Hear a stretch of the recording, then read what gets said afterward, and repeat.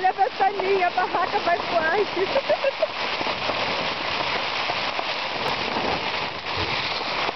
É o nosso fim.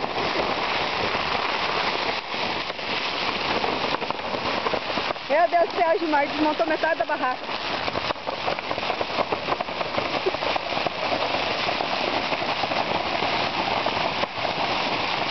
Isso não é uma chuva, isso é o fim do mundo aqui.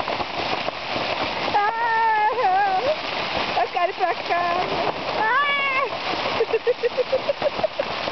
A gente vai voar lá embaixo do morro. Gilmar tá pingando. Tá gravando? Eu tô.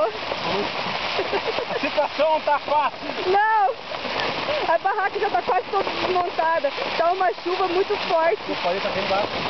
Tá pingando. Só estamos conseguindo manter a barraca com o peso do Gilmar. Hã? Falei que a gente só tá conseguindo manter a barraca com o nosso peso aqui. O carvoeiro já deve ter voado a outra barraquinha já. Vocês não queriam tomar banho? Agora tá uma boa chuva. Tá muito vento, né? Tá. Olha, se a gente não conseguir sobreviver a essa chuva, pelo menos tem essa gravação pra provar. Meu Deus do céu! Ai!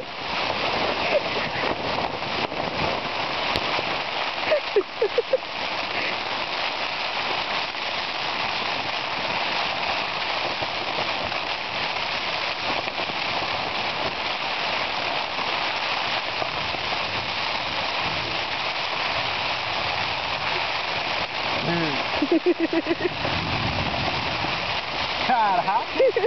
Nossa, eu tô apanhando com todo peso aqui pra essa barraca.